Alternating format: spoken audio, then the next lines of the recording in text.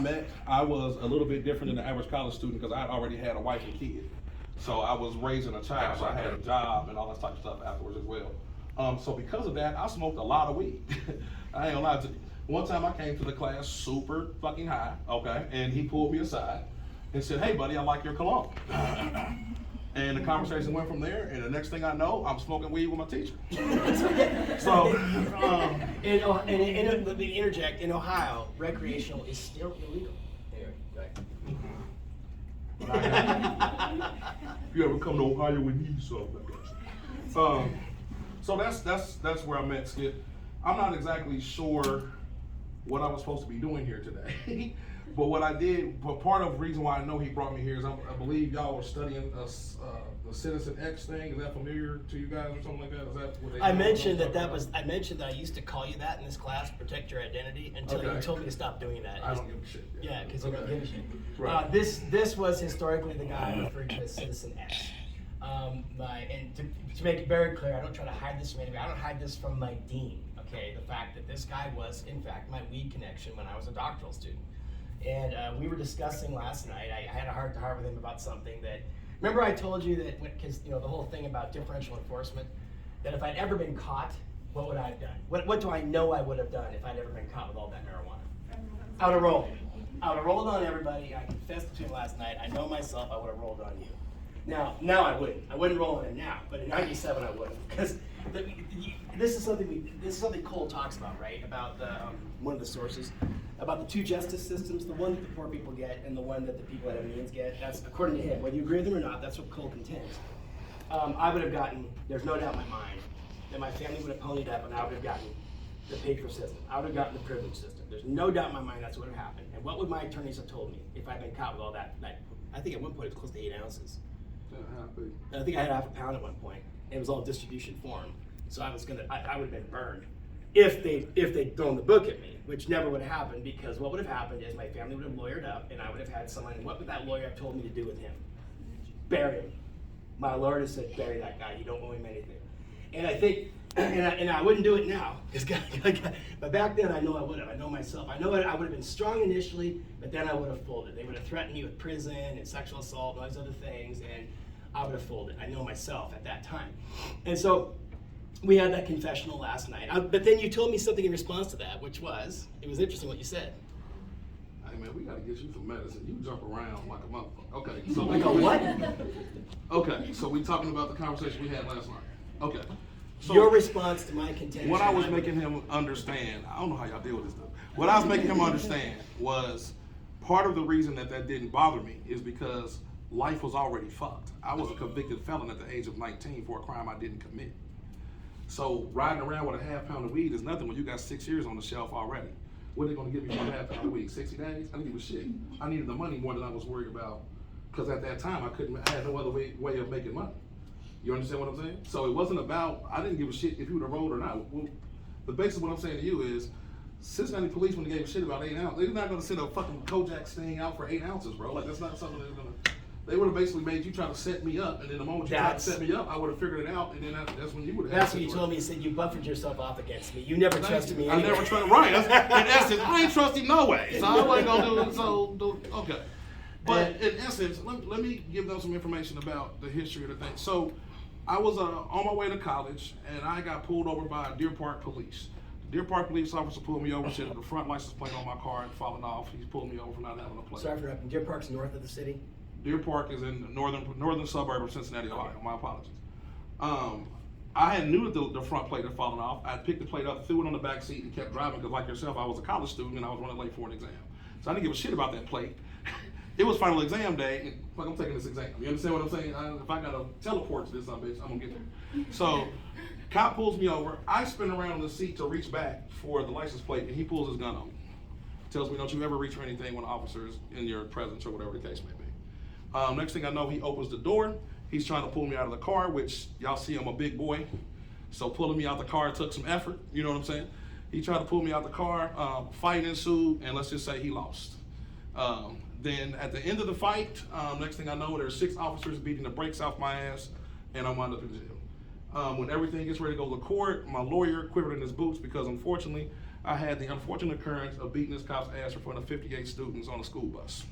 So there was no way of denying that it happened. The advantage that we did have is that the cop lied in their report. Imagine that. The cop said that I advanced at him with a knife in my hand. And then at some point I whipped this knife out and came at him. None of the 58 witnesses saw a knife or me advance. So he had a problem from there. The second part of the report he lied is that he said I was able to whip the knife out with one hand and advance towards him. My lawyer handed him the knife on the stand and it took 2 hands to open the knife. You should have saw the whole jury go, oh shit. Their whole case went down. So they came to me and said, look, we'll give you probation. You take this probation. You had your parts in this. There's some messed up shit. You take this probation, we'll go. I took the probation under the guises that it was going to be expunged. This happened in 1992. In 1997, they agreed to expunge my record, okay? In 1995, Ohio State Legislature changed the law to say that any crime committed against an officer with a weapon is no longer expungible. So when I went to get my expungement in 97, the state of Ohio hid behind that new law. That's a constitutional violation. That's called an ex post facto constitutional violation. You can't apply a new law to an old crime, period. So I've been tried and convicted of the same crime 5 times. They kick it up to court, district court, appeals court, 5 times. My case made it to the Ohio Supreme Court. I got the record in the Ohio Supreme Court of the quickest case ever heard and journalized. 8 days. If you know anything about how the Supreme Court works, it takes them sometimes years to decide something. They decided against me in 8 days. What does that tell you? They had no thought of giving it to me. They basically went, smoked a joint, and said, well, let's go and fill out this paper. And is that the one I wrote a memo to the governor for? yeah, you wrote, Skip was instrumental in all of that. So I'm giving them the highlights of it, you know, okay? So that's kind of what made my case become the quote unquote Citizen X. This is a study of how the state of Ohio violated the constitutional rights of somebody. The other way this thing ended was I had to get a lawyer to sue the state. And what happened in a nutshell was once my lawyer filed, 18 other people filed right behind. There was 18 people in prison. I was the only one who was free. 18 people in prison. I had the same violation done to them. Now when you got 19 lawyers walking to the Capitol House instead of one, they got a little bit more bass in their voice than they did the first time.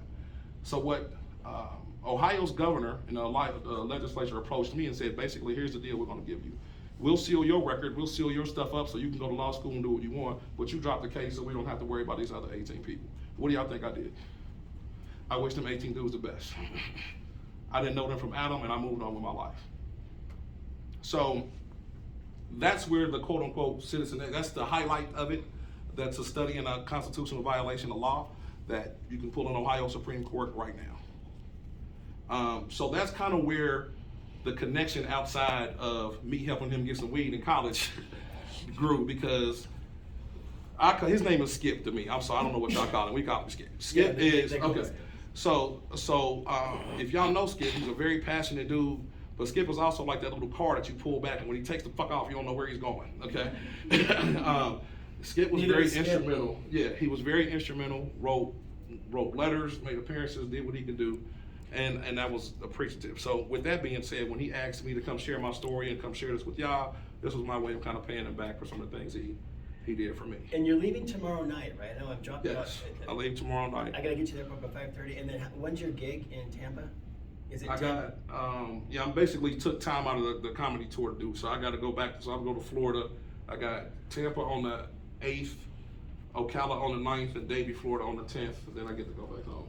Okay, so what should they, before we forget, where should they be looking online on YouTube to see? I've looked at some of your stuff online before, but I've looked. You mean to see the comedy stuff? Yeah, to see your stuff. It's HAY-J, that's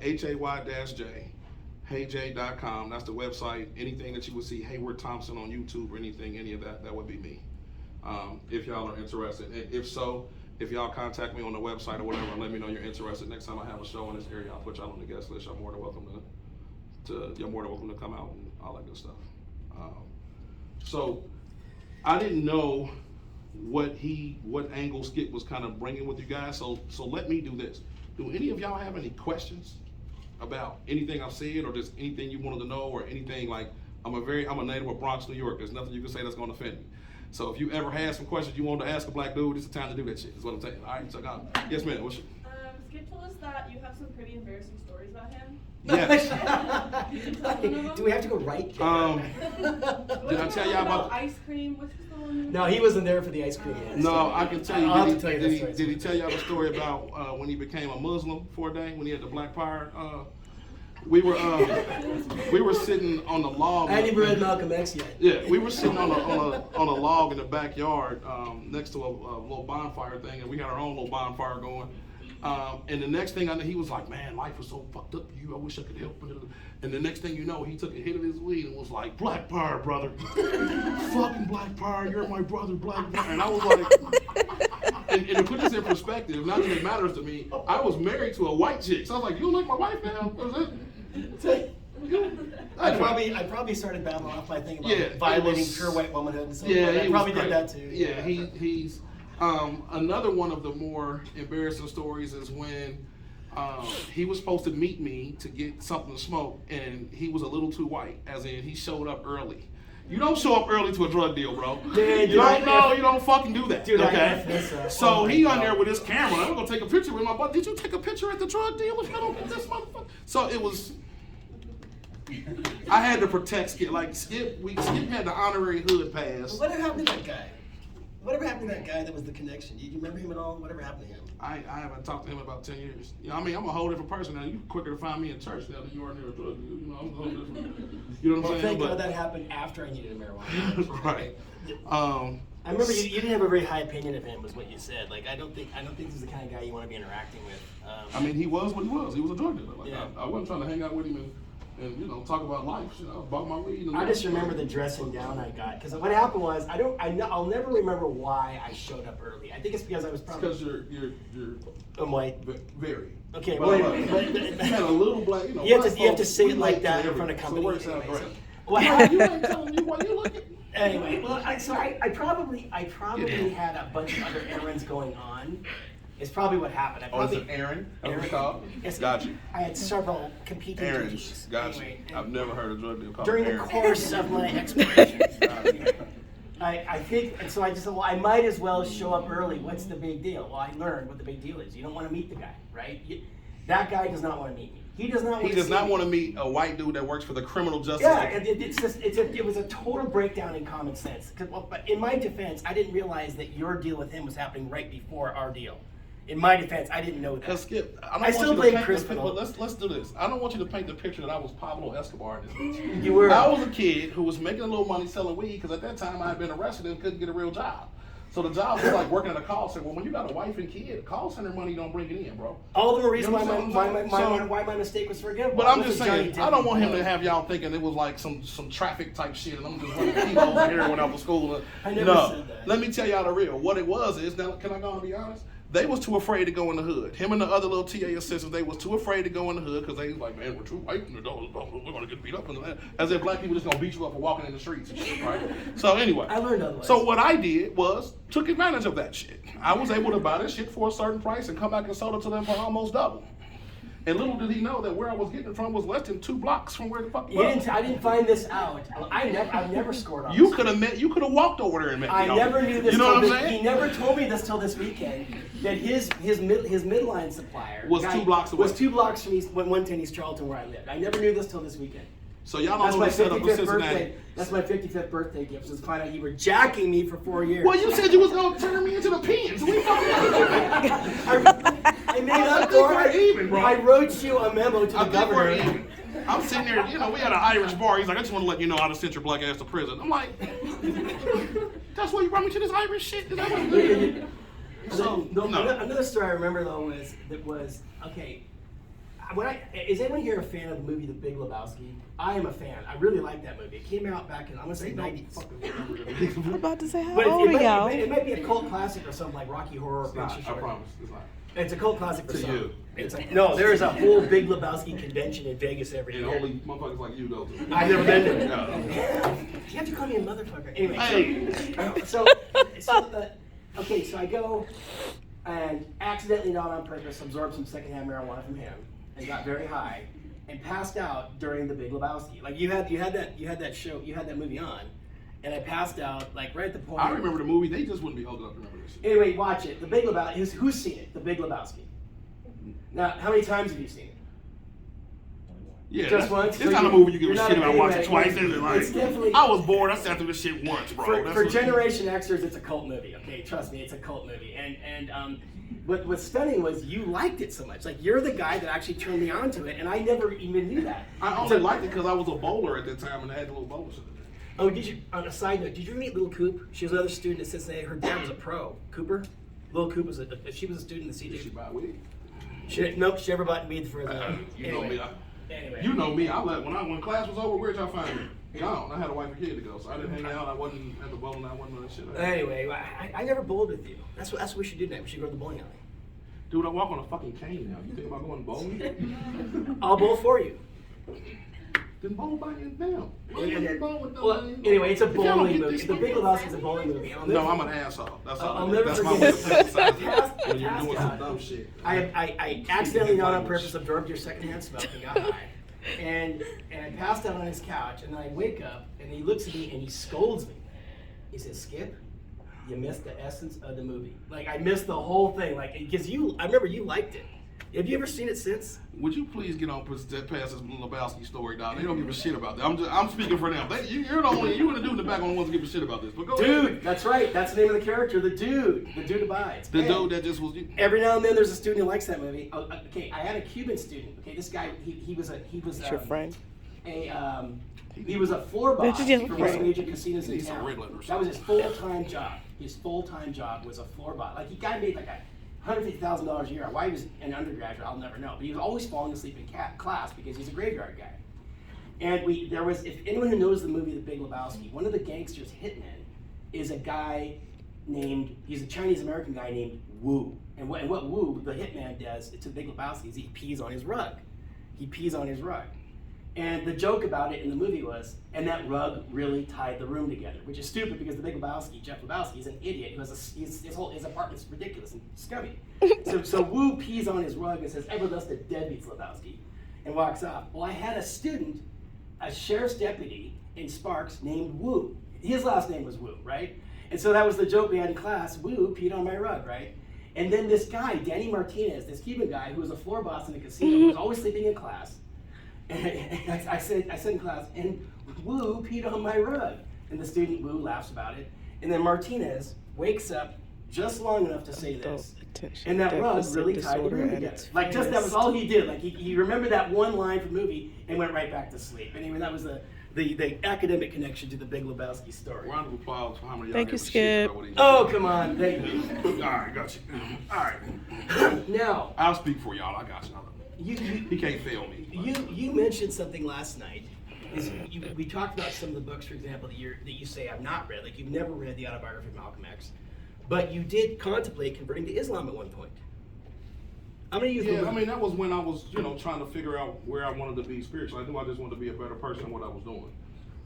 So I mean, I dabbled in a few religions just to kind of see what, where they took, what they were about. And the one thing is, I can't knock. There's a difference between Islamic faith and the Nation of Islam. Okay, I don't know how many of y'all know this. I don't know how many of y'all care. I'm gonna teach you something real quick, 2 seconds. Islamic faith and the Nation of Islam are two different factions. Nation of Islam is more of the American version of Islam, and they have different rules to it, right? One of the things you have to sign a 10-point doctrine if you become a member of the Nation of Islam. One of the things that you have to agree to is that women have to walk behind you and can't talk to you. Any of y'all got a black mama in here, you try to pull that shit off. Try to pull that. She chuckling in the front. You know what I'm talking about. Your mama thank you. She gonna smack the shit. Thank you. Right. One of the other things you also had to agree is that white people were made by an evil scientist in a test tube. Swear to God, I'm not making this shit up. White people were made by an evil scientist in a test tube named Yaku, and there's a spaceship going around dropping off evil white people. Swear to God. So I was like, check please. I can't do that one, homie. Especially go back to Exhibit A. My children are biracial. My wife was white. There's no way under the sun I was gonna be able to come home and be like, look, I don't like half my kids now. That just wasn't going. So now I have some friends who are in that shit. The discipline that it takes to be part of that is different. Some of them had a choice between that or jail, and it changed their life. That discipline helped them. But as far as religious purposes, anything that would make me think that anybody is beneath me is not something that I could contend to. Whether they was white, black, tall, short, whatever. I believe a religion is supposed to love and not make you think somebody's different than you. So Another talk we had last night. Now, I met, when we went to Shenanigans last night, and I had a couple Irish coffees. And we were talking about. and a couple Guinnesses and a couple margaritas and a. Yeah, but you know, it's a Celtic fringe thing. I can't help myself. Anyway, so we talked about that, Sal, and the Celtic fringe. But one of the things that we discussed was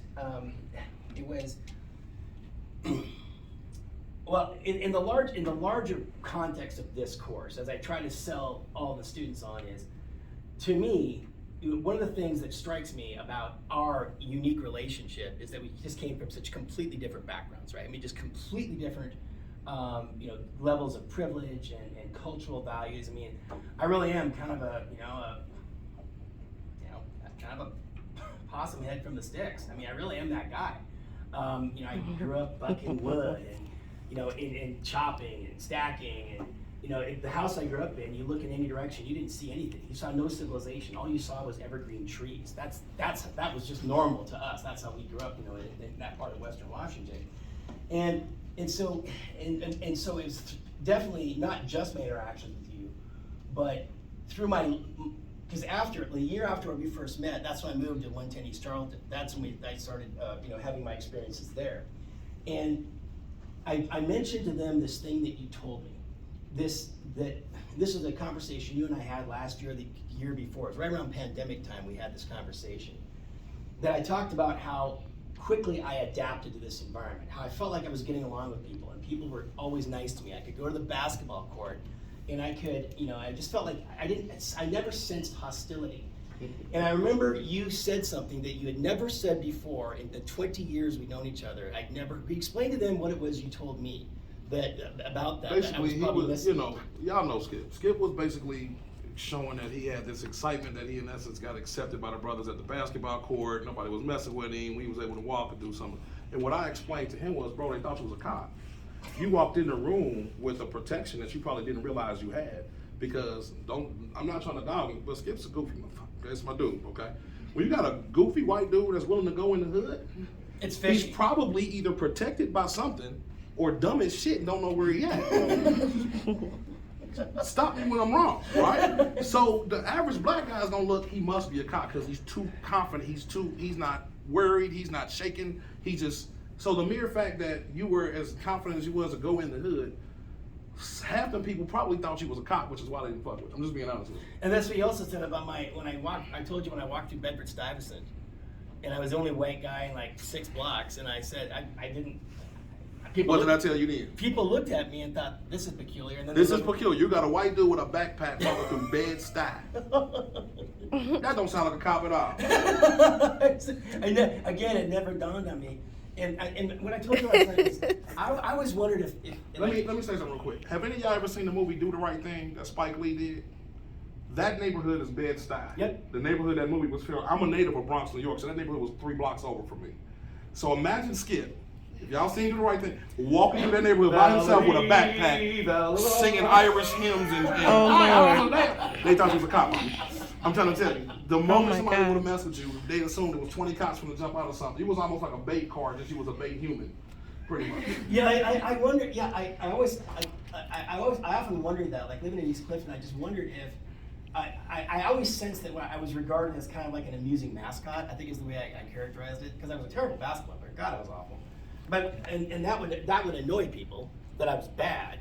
But they always if it was my turn to play, I always got to play. No one ever said, "Get out of here, you suck." That never happened to me. So I felt like, these people aren't like my close friends, but they seem all right. Like no one's here to really consciously hurt me, and that was always my perception. I never, and I think that was a lot of what was going on. But I never thought about your angle too. Like maybe some people wondering, there's more to this guy than what I'm seeing. Like the whole thing is weird, Well, one thing you probably will never understand too is that because the inner city is usually not as equipped with some of the stuff they have, shit like basketball is a rite of passage. So the mere fact that you had the nuts to come to the rite of passage for the brothers, they automatically kind of said, okay, let's see what this dude's about. You understand what I'm saying? It would have helped if I was good, but I wasn't. Yeah, it would have helped, but what you probably don't understand is that it's not like it's some savage stuff where it's like, okay, the white guy's in line, so we're going to disrespect this turn and give it to the black guy right behind. No, if you stood in line like everybody else, you're going to come get your turn. You see what I'm saying? Like there's a lot of misconceptions about about the hood, about the inner city that people have and think that it's all just animals and savages and, as soon as you walk in there, somebody's just gonna attack you and, try to rape your kids and all the other crazy. It's not that fucking deep, bro. Calm down. The thing that struck me too was, because, academic settings are very careful about the language we use, and we say. Oh, well, I'll leave now.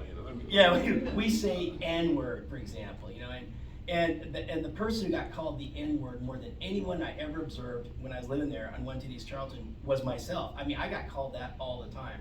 I want to hear I'm going to tell them what Bobby told me. Bobby Brown was a linebacker for the Cats. He and I were smoking pot one time, and he and I had this conversation. I want you to tell them your take that you told me, and I'm going to use the restroom and get some more water. What about the N-word? The use of the N-word in I know what you're saying. It's a word to me. I've taken the power away from people to let that word impact. So you can say that shit all day, doesn't bother me. I'm not gonna be that dude that's gonna come and be like, oh, I'm gonna try to beat you up in the house. It tells me who you are, so it tells me what not to do with you, which ways not to. But I believe that there's been way too much power given to that word, because think about how many times, especially if you're a sports person, how many times is it the second dude that committed the foul that's hitting back is the one that gets caught? Not the dude who did it the first time, but it is usually the guy that's retaliating that gets caught. I refuse to let someone start some shit and then I wind up in jail because I retaliated. They won twice. Now, at the end of the day, if you take the power out of the word, what can it do to you? This vocabulary has a shitload of words, and not all of them are great. So if I say that one word, you say that one word, now I just go ape shit and lose my mind, then that means you and that one word have control over me and my spirit. And why would I give that to a stranger? And why would I give that to someone ignorant enough to approach me in that manner? So he and I had different, and that doesn't mean that any people who does give that word power, that's their decision. I just don't, it doesn't bother me. But I'm not saying that I walk around and encourage people to be like, hey, call me nigger, it works. No, I'm not that guy, right? But on the flip side, if that's how you decide to approach me, what that does is tell me who I'm dealing with. And I know how to deal with you, or if I need to deal with you at all, as opposed to now dealing with you emotionally. Wouldn't you rather deal with someone rational and thinking straight than being emotional and wrapped up in something because of a word they said? So if I can offer this, ladies, consider taking the power from the B word too. Don't let men be able to give you that, you lose your mind because of a word. I'm not saying you deserve it, but the same way I was able to take the power out of the N-word, take the power out of some of them other words that's used against y'all. Then you're not labeled as the emotional woman. All I gotta do is say one thing and I got you out of your mind. That's in essence what Bobby told me. He said, when he and I, of course, were getting high, and he said, I hope I don't get tested this week because I'll be positive. Remind me again, will you, about that? Remind him 3 times. You remind him a lot. Yeah, remind him a lot of times. But that's what Bobby told me. He said, the reason we do this, Skip, because I can speak for myself and my set. I can speak for myself and my immediate circle of black family members and friends, is to quote him word for word, that's how we disempower y'all's word, by using it ourselves, by making it our own word. Okay, we disempower it by deploying it. And is that consistent with what I was getting my water, what you were kind of saying? I mean, I disagree with him, but that's his take on it. Oh, then I missed. Okay, then what was your twist on it? No, I told him what my twist on it. I'm talking about what dude just said. As far as we use it to take power away with bullshit, we use it because it's a word that we. It's not. I think that's a bullshit excuse. Really interesting. But that's what he told me. That was his take. Yeah. That's fine. Yeah. You can have that.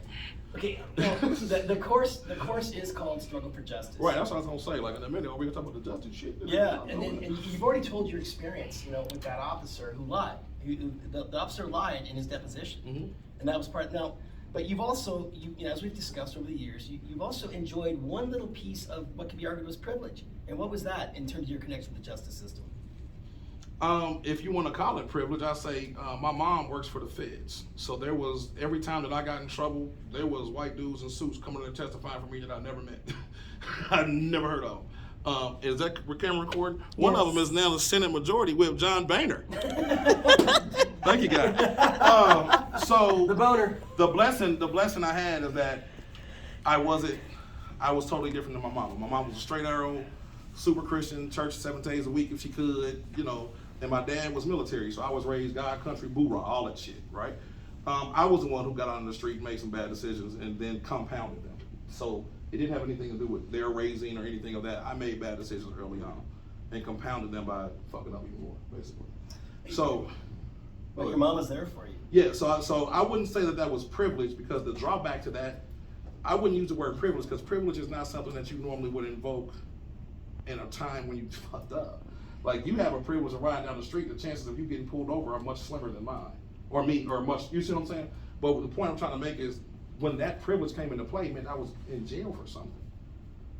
Oh, okay. So I wouldn't really call it privilege. Yeah, you understand where I'm going with it? I see. The only time I was able to exercise that, the only time I was able to exercise that, man, I'm looking at time. You're already screwed anyway. Right. Okay, right. So that was kind of that's why I said I don't know that I would call it a privilege. I think the biggest advantage of what, and I wouldn't call it privilege, but the biggest thing I thank my mom for is that she instilled Black excellence, she instilled accountability, and she also instilled certain goals that were not negotiable.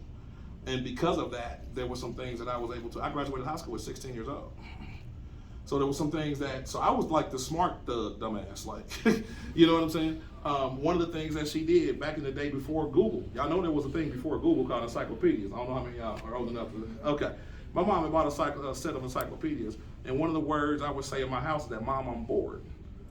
Every time I said the word bored, she would take a letter off the shelf and make me do a book report. Not on anything, the whole fucking letter. So I know Antarctica, aardvark, anteater, all that shit. Literally, she wanted a book. And my dumb ass got all the way through the letter R before I realized don't say bored in my mama's house. So because of that, it helped me retain knowledge going into high school and going into college, because I was already used to doing shit at the average. So at the end of the day, she helped me more with the punishment than she ever could by physically punishing me.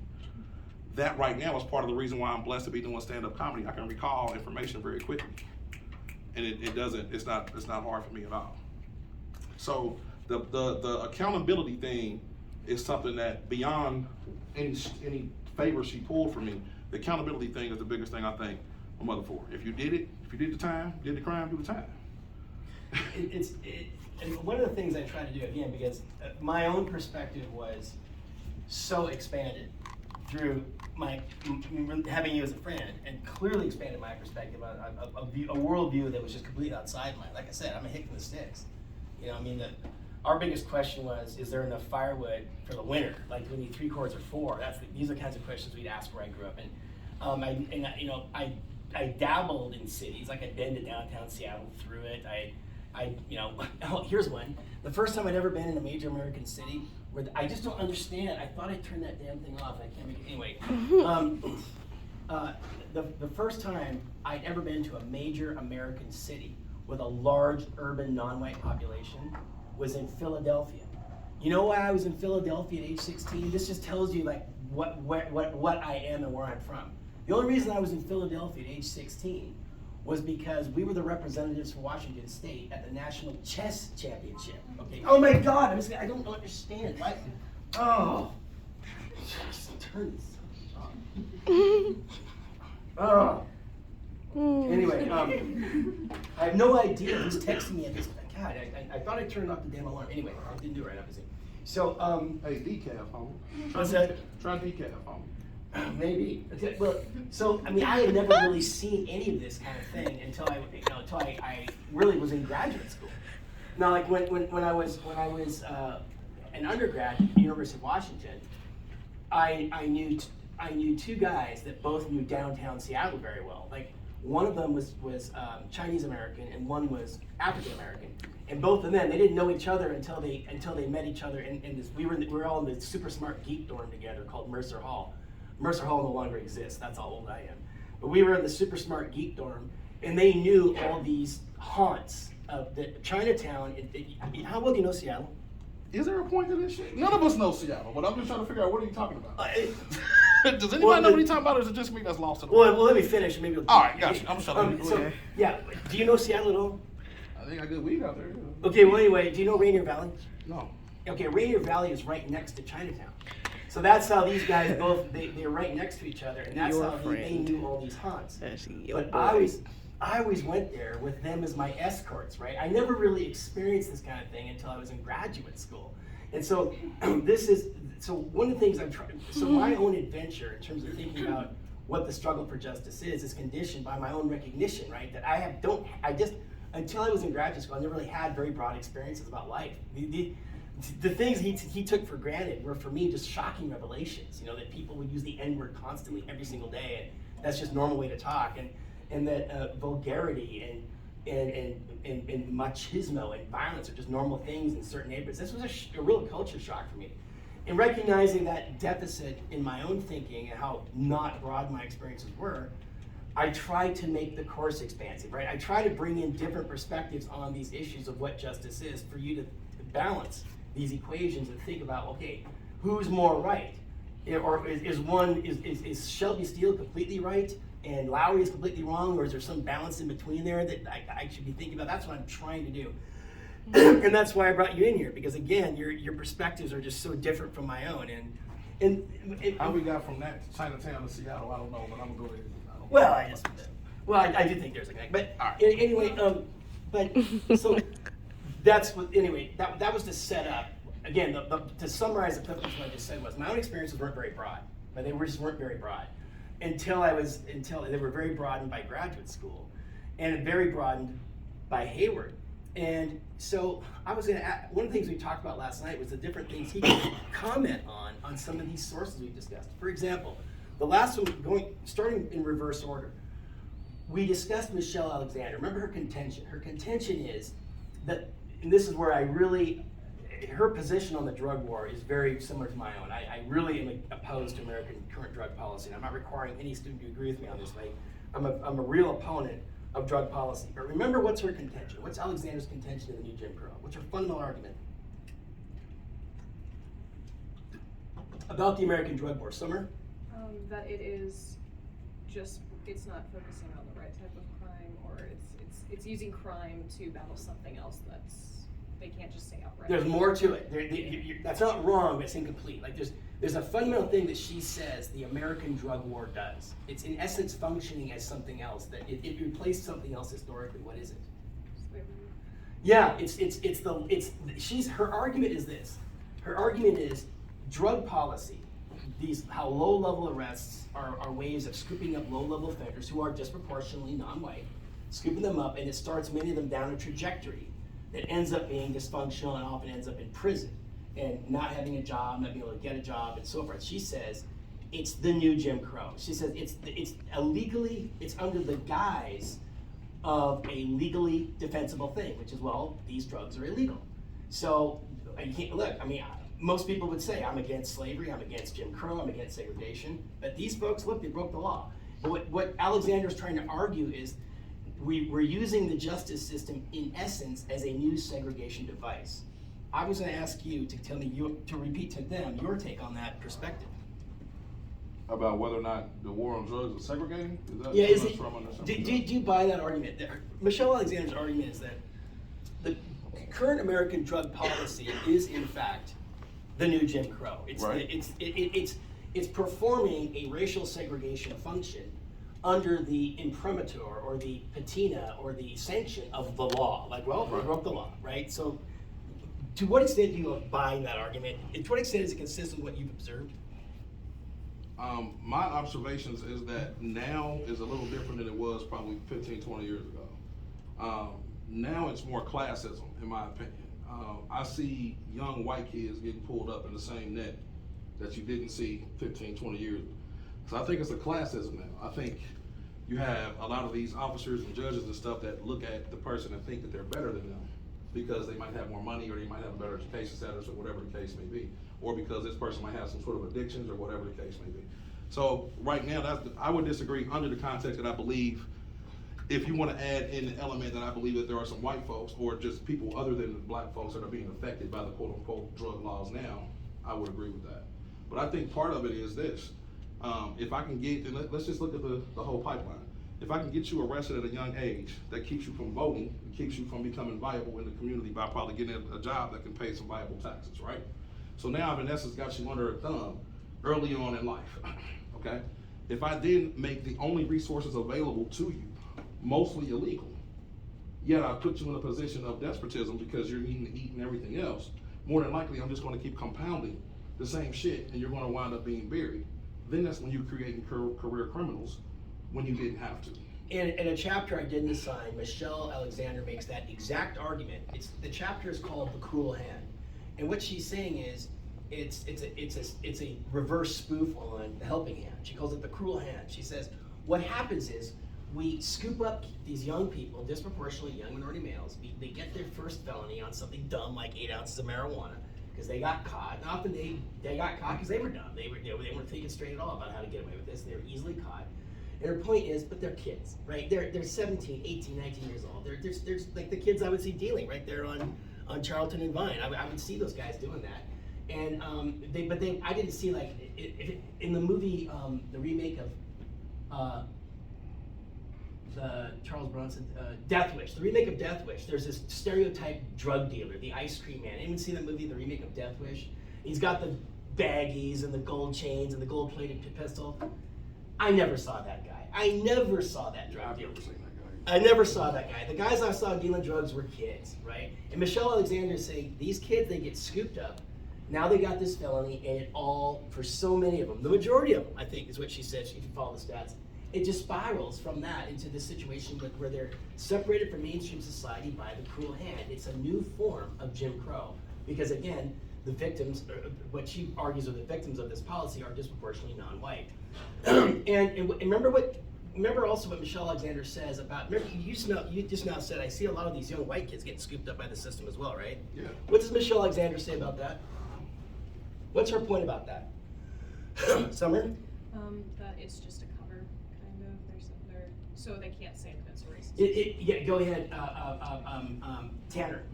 I was just gonna say that it's kind of like reinforcing that, they committed the crime, and so it's like, they can't argue that it's a race thing because white people are gonna see it. That's what she said. That's exactly what she says. She says that's beautiful and perfect because now that gives the system, it empties it of any apparent racial bias. But her point is, I've never claimed it was consciously racial bias. What's her point? Her point is, it ends up being, the end result of this is segregation. No, she's not claiming there's some dark puppet master controlling the strings and making it happen so that disproportionately young black males are the people that are doing time for drug crimes in America.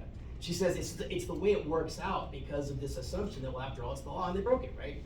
She says it actually, and in her final chapter, The Fire This Time, she says, that actually makes it harder to break. That makes it a harder form of discrimination to oppose precisely because it is strengthened. It is strengthened and reinforced by the apparent race neutrality of it. Going back. But hold on. Go ahead. Race neutrality gets lost at sentencing. Race neutrality gets lost at some of the other shit so the PSI is done differently on a black dude than it is on a white dude. I'm sure often. You understand what I'm saying? Oh, yeah. So for that particular point about arrests and things like that, I understand. But there's so many other leaves on that tree that are definite.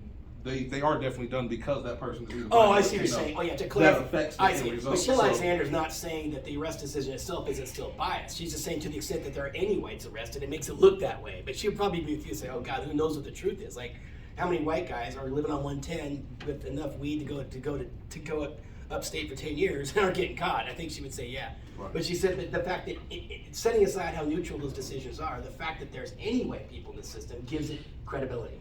It makes it look race neutral, is her point. She's not claiming it's race neutral. And then going backwards to Cole and his argument of a two-tier justice system. Remember what Cole's fundamental argument is about Cole says we have made this sacrifice. We have made this devil's deal. And what is the devil's bargain that Cole argues that we've made in American society when it comes to the justice system and crime control? What's the dirty deal that we've made?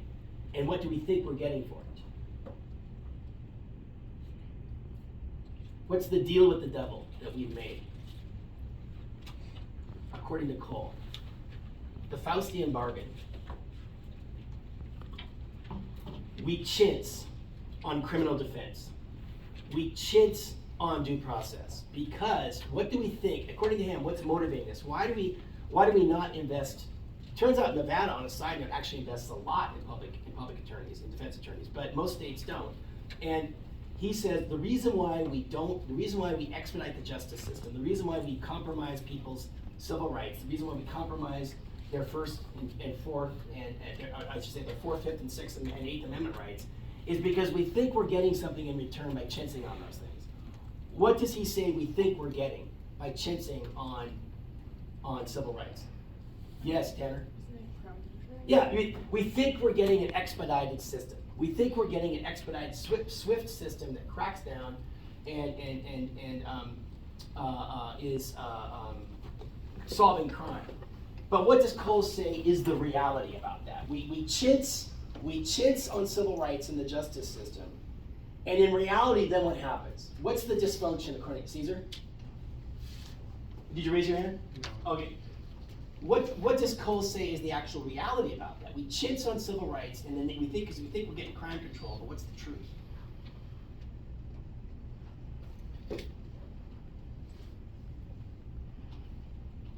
What's the truth? In reality, you've heard it. This man does not trust the system. He's seen it too many times do things that you knew straight up were wrong and biased. You've seen cops lie. You've seen differential sentencing for people who are non-white. You've seen it firsthand. You've seen this your whole life. Your faith in the system it's not 100%. Like you're skeptical. I mean, Right. what Cole says is when people don't trust the system, when they don't believe it, what do we get as a result? More crime. If people don't believe in this system, they're not going to help it.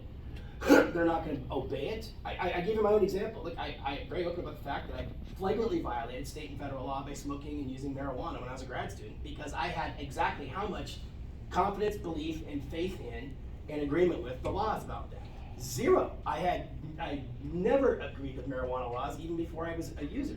And so my law breaking was a direct function of my lack of faith in the system, okay?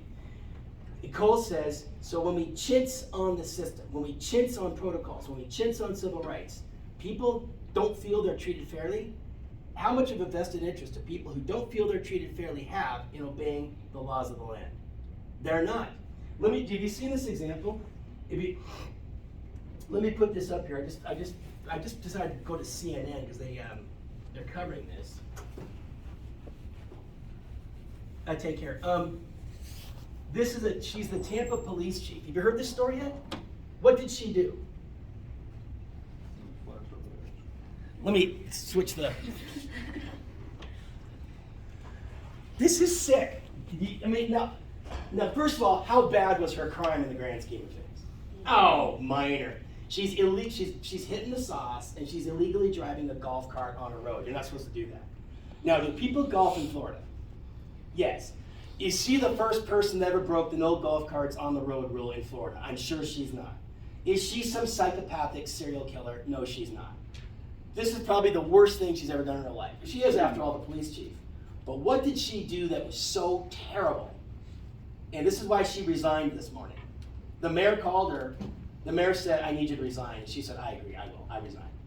What is it that she did that she, when she sobered up and reflected on her behaviors, made her realize, I have to resign? I think she told the arresting cop, she was like, if you ever need anything, like, let me know, like, just tell me. Pulls out her badge. Pulls out her badge and essentially says, can you let this slide tonight? And if you ever need anything, let me know. Now, what's special about her case, the police chief of Tampa doing this? It's all on film, because everyone's got a body cam now. Do you think this has never happened before? You don't think that cops get away with these kinds of things? Of course they do. Knowing this, what does that do? How does that affect your faith in the system, knowing that if you're a cop, you can get away with it? It hurts mine too. It hurts my faith in the system too. And that is what Cole is saying. He's saying, it's really hard to convince a guy like this, who has seen inequity firsthand in the system, to tell that guy to turn around and believe in it and support it to help bust the bad guys. And yet, on many occasions, I've talked about this, you have on a number of occasions spoken in defense of police officers who were caught up in controversial cases. You have on, when you and I were discussing, I forget which specific cases, you have even said at least twice, in that case, the cops were right.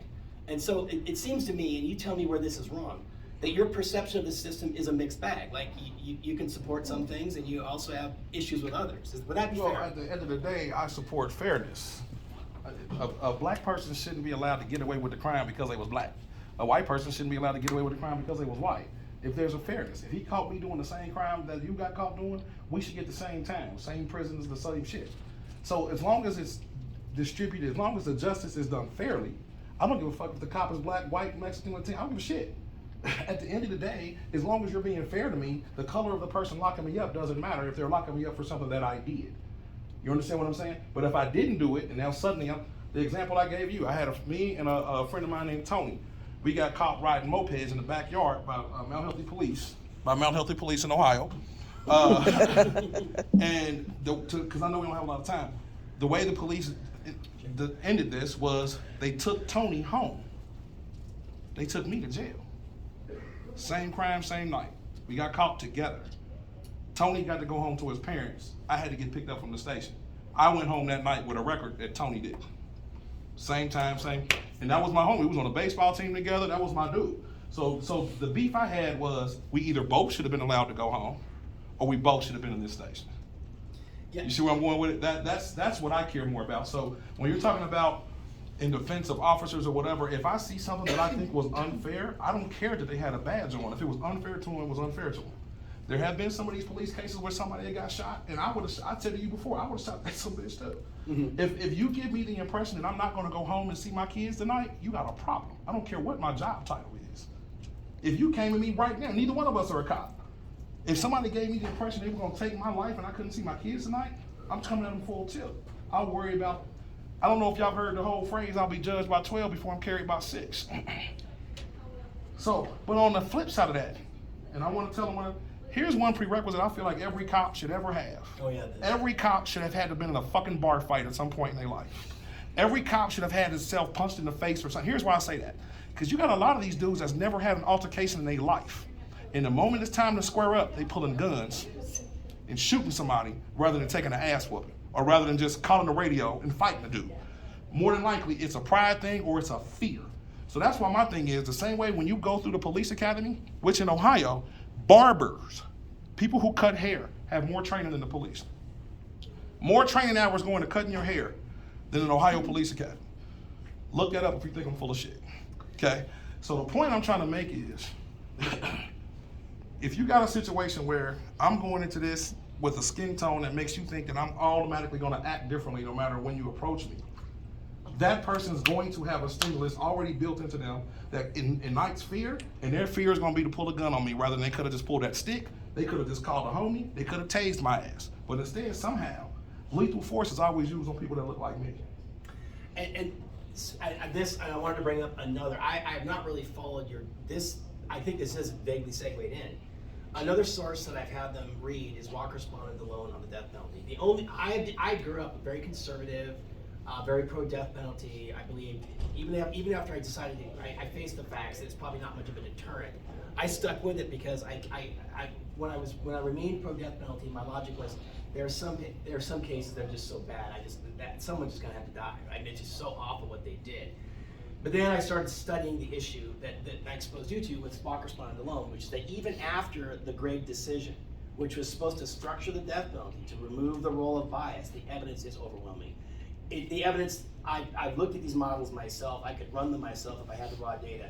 The logistic regression models on who gets the death penalty, you can't get away from this. It's if you are black and your alleged victim is white, your odds of getting the death penalty go up. This is true across states, nationally. I mean, it's overwhelming evidence that this is true. And there's all kinds of psychological literature explaining this: jury fear, histories of racism in the system, differential control variables not accounted for. There's all kinds of theories about it, but one thing you cannot escape is that is a statistical fact. If you are black and you're accused of killing a white person, your odds of getting capital will go way up. The only way I could ever resolve the issue, upon looking at these facts as I understand them, was to do what? I had to make what decision about the death penalty? I'm an abolitionist. The only direction I could go was to become an abolitionist. Tell me about Lucasville, Okay. death row. I was gonna say, let me jump in. As someone who's been involved in the system, I'm far from an abolitionist. Some of these motherfuckers need to die. Okay. So I'm not putting a racial thing on it. There's some shit that people do that, to me, the only way to really have a true deterrent for anybody else, especially all these mass shooter dudes and everything like that. Smoker. We should have a court set up just for them. There's no way in hell we should spend $10 million keeping them alive for 20 years for their rights and everything else when we can have a drug court just like you do for, you know, like they do drug court and expedite drug cases. You can have a case for a court for these guys so that they're in and out of there and we frying their ass within a year when they did whatever they did. We need the think about it. If society was able to see, think about how you might feel healed a little bit if the dude who did that shit to the kids in Texas was able a year later. Now we can watch his ass fry. What was the name of that school? Uvalde, I think. Uvalde, it was. yeah. So the point I'm trying to make is when a person does something in '98 and doesn't get fried for it to 2030, half the time the community had already fucking healed from what he did. There's no that deterrent to me is lost by the amount of time it takes to even execute what they did. So to me, when you got somebody like that that's crazy enough and callous enough to go in and shoot up some kids, who gives a fuck about how long? Y'all better kill him that day. You see what I'm going with? Like, so I don't agree. To me, when you're saying an abolitionist for the death penalty, Yeah, I am. I think that's some of the craziest shit I've ever heard in my life. Yeah, Now, I'm gonna say this though, it does need to be revamped. It does need to be revamped because I'm gonna tell them an example. I had a situation. I used to I've owned a few nightclubs and restaurants in Cincinnati. I had a situation about 4 years ago where two guys got into a shootout in the parking lot of my club. One of them ain't here no more. Okay, the gentleman who got convicted of the crime, the gentleman who was arrested, his lawyer said to him, "You should go ahead and plea out. It's not like you killed a white dude. They're only going to give you about 5 or 6." Let that shit sink in. That's why. So the value of my life is different. That's why I can't do That's that. the whole point. When he said, when they're talking about, oh, if you kill a white person, his lawyer said to him, just go ahead and plea out. You're only going to do about 5 or 6. The sad part is the dude who got killed was fresh out of the pen. This dude got out of the pen on Friday, came to my bar on Monday and got killed in the parking lot. Didn't even see his kids. So for you, justice in that case would have been, I want to see this guy burn like if he killed a Let white me guy. tell you what my justice was. Dude cost me my business. I was doing $350 a year before he came in. After that, I did $66,000. I had to sell the bar. Right. So in my opinion, that fucker cost me a business. My children suffered for his decision to shoot that dude in the parking lot. But my point is, from your perspective, justice in that case would have been more punishment, is what you're saying. No, I'm not going to say what I felt justice would have been for that case. I'm saying the disparity in how the judges how the lawyers even talk to the clients about who they killed. When you sat there and said, if you kill a white person, the chances of you getting a box is high. And I was just showing you how not only is that true, but black lawyers and black defendants take that into consideration when they go in there for their pleas. They know they didn't kill a white dude. They know. In essence, the court doesn't give a shit about a black guy getting killed. I'm only giving you this time because you got caught. They don't give a shit about us guys. Yeah, come on, stop that. How many years did that guy get again? I thought you said 18. Okay, so this is what happened.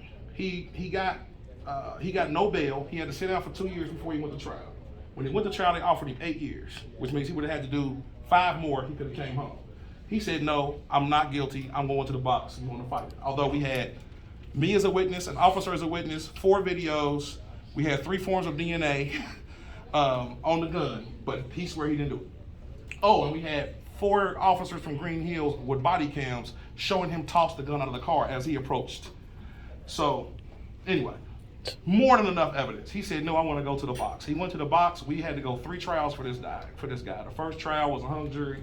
Second trial, they convicted him, but there was somebody on the jury who went on Facebook and said she felt she was forced to vote for that. So we had to do a 3rd trial. The 3rd trial, he actually had a real attorney, and that was the only shot he had, because the other 2 trials he had a public defender. The 3rd trial, they came back, they convicted him and gave him 18 years. So he could have had his ass home in 5. But he chose to try to go. He didn't take the deal. He tried to pin it on his cousin, and at the end of the day, they gave him another 10 for it. So they gave him 18. I think one more comment. And by the way, you can use anything he says in the 3rd paper when I post the actual assignment that I was so proud of that I never posted. But one other source. I want to hear you. I briefly brought this up with you last night and the day before, but I don't think the discussion ever got completed. One of the sources that I assigned is that, and we did talk about this, Larry Elder. You said you might be working with one of his people, actually. Yeah, Marie Cosgrove. But Elder is himself a talk show host. They're familiar with him, and I had them read a chapter from his book. His book is called Stupid Black Men, How to Play the Race Card and Lose. And he's the guy that ran for governor of California and all that. He's kind of a character. He always wears his cowboy hats and his American flag shirts and stuff. And anyway, his argument is essentially this: that the problem, he says, what I see, his argument, not that I agree with it, but his argument is that way too many of my fellow Black Americans are accusing the justice system of racism when it's not there. And he gives example after example after example that in his view illustrate this issue. To what extent do you think he's right at all? Is he right at all that there are false accusations of bias in the system? Have you ever seen that yourself? And if not, what would be your response to him? That these accusations of bias in the system are not valid, that it's coming from his fellow Blacks and he doesn't agree with them? I personally think he's full of shit. But to me, when you say something as broad as that, of course that can be correct when you know what I'm saying, when you paint a big ass brush and you're getting so much under that umbrella. But if he wants to talk about certain issues or certain things, which he probably won't want to talk about, then that's where I would definitely disagree with him. But on the flip side, the problem you got is you have people like Elder, the Jason Whitlocks, you have the people like that have found their niche in being the Black voice to white causes. Oh, there's no question. I agree. There's big so money in that. Yeah, and so they're not going to leave their paycheck. They're not going to leave their base because their base was never us. Right. You understand what I'm saying? Their base was never us. I've always sensed that. So I don't let them bother me, because to me, I look at that as no different as DeSantis or anybody else up there talking shit. It's Okay. They have a purpose to what they're doing. His purpose is to be the accepted Black voice of white causes. Well, Right. go do your thing. But we see how that worked out for OJ. So, Yeah. you see what I'm saying? But- So but, Larry Elder, to me, the point I'm making is he's smart enough to take advantage of the wave that he's riding. He knows He's there's smart a enough- market He for knows this. there's a market for it. Let A him Black run guy his that market. says the system's okay. However, let him have a situation where his integrity has to be judged by somebody named Judge or whatever the case may be. And I bet you the difference will be his money ain't as long as he probably think it is. Because at the end of the day, you just a rich nigga to him. So that's the point I'm making. Yeah, I've So- always questioned his motives, but. And finally, this reminded me of a conversation. We'll finish with this. I want to see if this is going back 25 years. If you remember the conversation we had about the OJ trial, since you brought it up, and the issue of we were getting. Oh, I wasn't getting high. I was a victim of your secondhand smoke. Well, actually, I was getting high. Anyway, so we were high. Real quick, any of y'all even old enough to remember the OJ trials? Besides Yeah, just anyway. Google. All right, cool. Yeah. I was wondering. All right. But we were talking about it, and hey Jay, and we're done for the day. He told me his theory, and I remember my comment was something like, "Oh man, roll another one." I mean, but what was your? Remember, what theory you told me about the OJ case? Remember? About who did it? Right. I'll make it short and sweet because I know y'all about to go. I had some friends out there, and the consensus was that it was Jason, the son, who had actually did it. Number one, two things point to it. If you can find someone's blood, why wouldn't it match 100% if it was his? The blood never matched OJ totally. It was a 99.9% match. So if it was actually his blood, why wouldn't it 100% match? It's probably 99% because it was his child, number one. Number two, Jason was a drug dealer to the stars. Charlie Sheen, all of them, and in essence, it was the drug deal that went bad, okay? My understanding, if you even can recall the end of the chase when the Bronco was pulling into the house, there was a dude in a white t-shirt that came running up to the side of that truck, and AC Cowlings pushed him away. Y'all can picture that. That was Jason. If my daddy is in the car about to kill himself, do you think he's gonna shoot him in front of my son? Why do you think he would push Jason away unless Jason's the reason why we're here? So the theory that I've always believed is that it was Jason. But the problem, and this is where they were so overzealous in trying to prove it that they bought so much shit that they gave OJ a running start to some shit that he didn't really desire. The prime example would be when they found the blood in the sock. How do you find blood on both sides of the sock at the same time if my ankle was in the sock? What happened? You hear the hush over the room? How do you find blood on both sides of the sock if my foot was in the sock? Right, which means they put the drop of blood on the sock afterwards. Well, the point I'm making is 7 out of the 10 pieces of evidence they had against him were true. But the few pieces that they made up made it so overzealous, that's what gave him the opportunity to slide away from the fucking justice. At the end of the day, OJ was involved at the end. He knew his son did it and he helped with the cover up. But from what I'm understanding, and my people who live in LA and some of the other things, the person who actually did it was Jason. Now here's the irony. Later, we have now found out Jason actually hired somebody to do it. The dude who did it is in jail right now and admitted to it. We'll talk about that another time. Yeah, but we he will. literally looked in the camera and gave details that no one else would have been able Just to like give. there are 30 people who all claim they killed Kennedy, right? But anyway, I want. Shit, I'm 31st. I shot Kennedy too. Thank you very much. This is a special time. It's special having you over here, and I don't know when I'll ever get to do this again. So I'm gonna have to zoom you next time. As you can see, he's got the cane.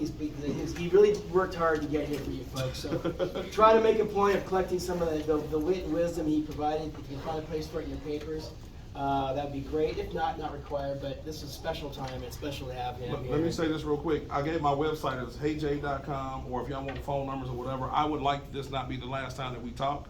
If there's any, especially with papers you guys got, if you ever just want an opinion from someone, I was this close to going to law school. I tested in the top 25 of all the applicants in the country on the LSATs. I had everybody from Harvard to Appalachian State come to my door. So I'm not a dumbass. I just had some things happen in life that would not have allowed me to go pursue those things. So if I can help with anything, please let me know. You can contact me through the website. The way the website is set up, there's gonna be a box that's gonna pop up and ask you for an email address. That thing comes personally right to my phone. Type in any information you want in there, and I would love to be able to help or stay in contact, get out some tickets to a show, whatever the case may be. Especially if y'all ever got reason to be down in Vegas. I perform in Vegas often. So if y'all ever got reason to be down there, let me know. Okay? Make it a class field. One last thing let me say before y'all go. Thank y'all for putting up with my dude. This is my guy. This is one of my favorite people. I love him to pieces, but I know sometimes I want to punch him in the face. Okay? But thank y'all for putting up with Hasn't me. happened That's yet. my guy. Thanks.